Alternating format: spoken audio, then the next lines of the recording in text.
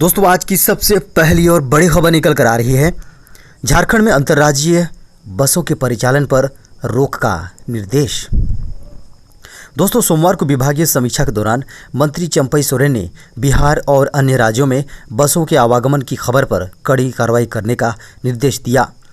उन्होंने कहा कि अगर इन बसों के परिचालन पर रोक लगी है तो विभाग को यह सुनिश्चित करना चाहिए कि रोक पूरी तरह से लागू हो। विभाग में अधिकारियों की कमी नहीं है, सभी मिलकर काम करेंगे तो सफलता निश्चित रूप से मिलेगी। उन्होंने परिवहन विभाग के राजस्व प्राप्ति की समीक्षा की उपलब्धि महज 47% पाने पर इसे बढ़ाने के लिए प्रयास करने पर जोर दिया। धनबाद, हजारीबाग और रांची जैसे जिलों के अधिकारियों को अधिक काम करने की नसीहत दी। मंत्री ने समीक्षा के दौरान पाया कि राज्य में 680 करोड़ रुपए के टैक्स डिफॉल्टर्स हैं। खबर है, राज्य में कम हुई कोरोना संक्रमण की दर। रेड जोन में अब भी ये 4 जिले। दोस्तों झारखंड में कोरोना संक्रमण की दर कम हो रही है। रामगढ़, पूर्वी सिंहभूम, सरायकेला, रांची में अभी खतरा बरकरार है। इन जिलों को रेड जोन के अंतर्गत रखा गया है। झारखंड में संक्रमण की औसत दर 2.15% है। आपको बता दें कि चारों जिलों में यह दर अधिक है।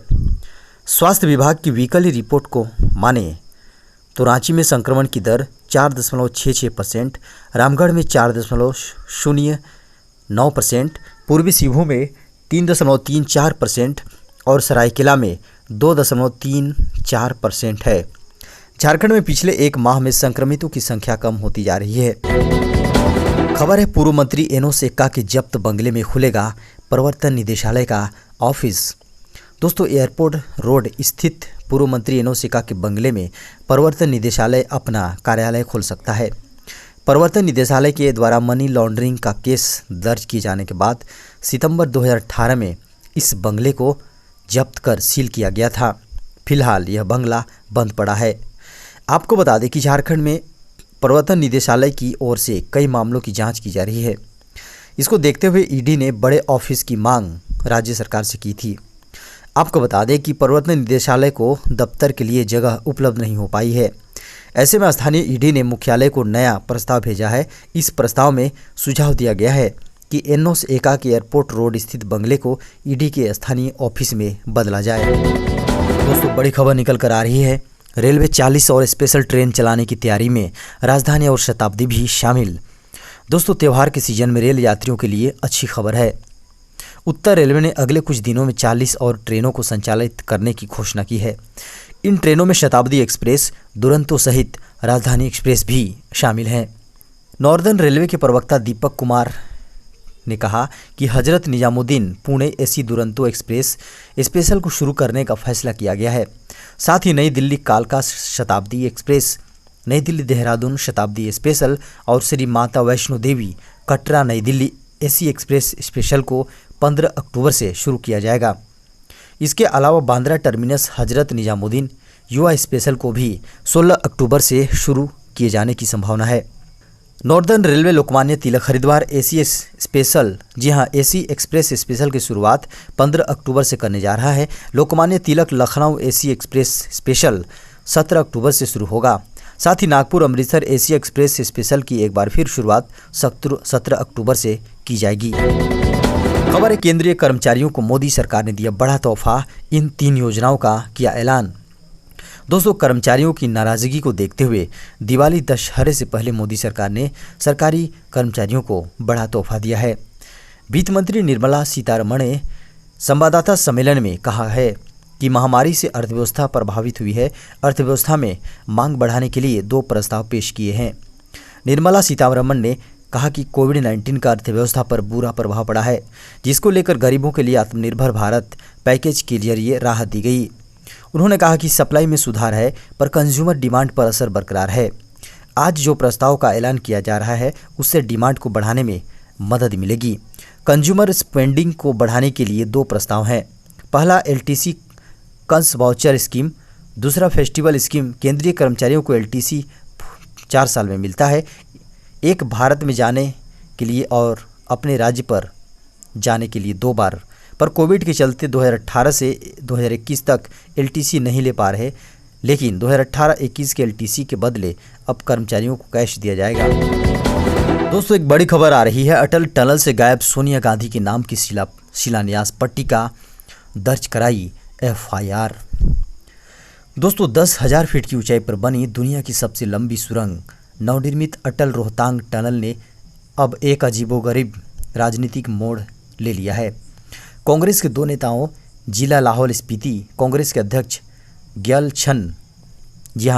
ग्यालछन ठाकुर और मनाली में ब्लॉक कांग्रेस कमेटी के अध्यक्ष हरिचंद शर्मा ने 28 जून 2010 को यूपीए अध्यक्ष सोनिया गांधी की ओर से रोहतांग टनल के नाम से किए शिलान्यास की पट्टिका गायब करने पर केलंग और मनाली थाना में शिकायत दर्ज करवाई है।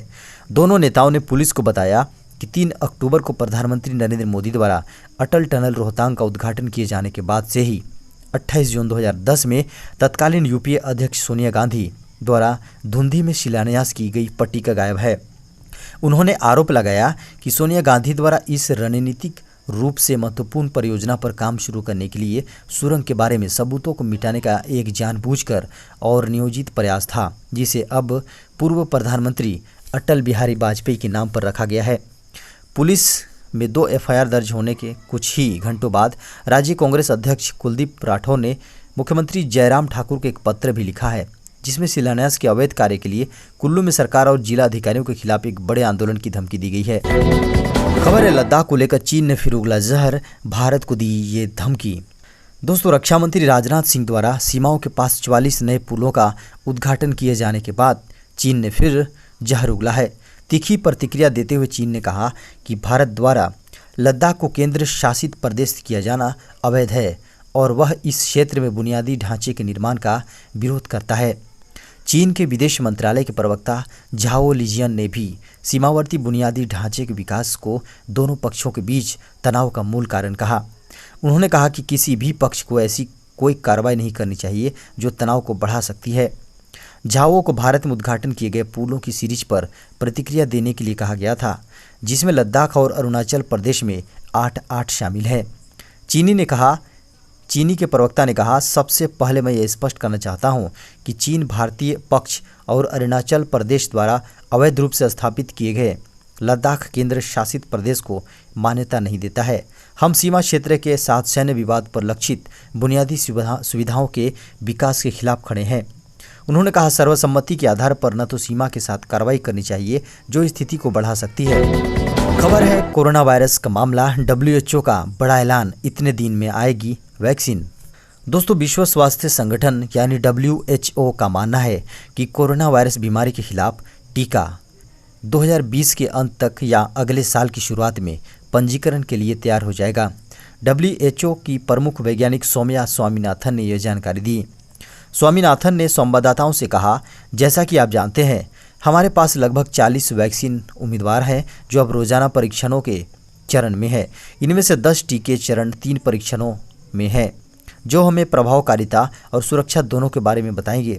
इसलिए हम अनुमान लगा सकते हैं कि दिसंबर 2020 से 2021 के शुरुआती दिनों के लिए पर्याप्त डेटा प्रदान करने की संभावना है।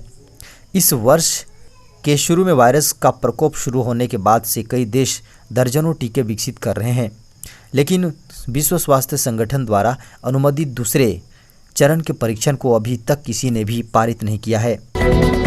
खबर है, लाखों केंद्रीय कर्मचारियों के लिए अच्छी खबर, सरकार के इन ताज़ा फैसलों ने दी राहत। दोस्तों, देश के लाखों केंद्रीय कर्मचारियों के लिए अच्छी सूचना है। हाल ही में केंद्र सरकार ने कर्मचारियों के हित में कुछ बड़े फैसले किए हैं। इनमें दीपावली मनाने के लिए 10,000 रुपये की राशि की सौगात, पारिवारिक पेंशन के नियमों में बदलाव सहित यात्रा भत्ता यानी LTA की अवधि 2 साल तक बढ़ाए जाने के जैसे अहम निर्णय शामिल हैं। कोरोना संकट के बीच दी गई इन नई व्यवस्थाओं से लाखों कर्मचारियों को सीधे तौर पर लाभ होगा। इतना ही नहीं, महंगाई भत्ते DA जैसे महत्वपूर्ण मामले में सोशल मीडिया पर चल रही खबरों पर भी सरकार ने फाइनल जवाब दिया है। एक अन्य फैसले में सरकार ने दिव्यांग पेंशन भोगियों के सहायकों के लिए परिचारक भत्ता बढ़ा दिया है। खबर है, कोरोना के खौफ के बीच 15 अक्टूबर से फिर खोले जाएंगे स्कूल। दोस्तों, केंद्र सरकार की तरफ से जारी अनलॉक 5 की गाइडलाइंस के मुताबिक 15 अक्टूबर से स्कूलों को दोबारा खोला जाएगा। हालांकि दिल्ली, कर्नाटक और छत्तीसगढ़ समेत कई राज्यों ने फिलहाल स्कूलों को नहीं खोलने का निर्णय किया है। आपको बता दें कि हरियाणा और मेघालय जैसे कुछ राज्यों ने अभी तक इस बारे में फैसला नहीं किया है। इससे पहले जारी हुए अनलॉक 4 के दिशा निर्देशों के तहत सरकार ने 21 सितंबर से 9वीं से 12वीं तक स्टूडेंट्स के लिए आंशिक तौर पर स्कूल खोलने की अनुमति दी थी। हालांकि अभी भी ज़्यादातर पेरेंट्स बच्चों को कोरोना के बीच दोबारा स्कूल भेजने के पक्ष में नहीं है। इसके बाद 1 अक्टूबर से लागू हुई अनलॉक 5 की गाइडलाइंस के बाद अब 15 अक्टूबर से फिर से स्कूल खोले जा रहे हैं।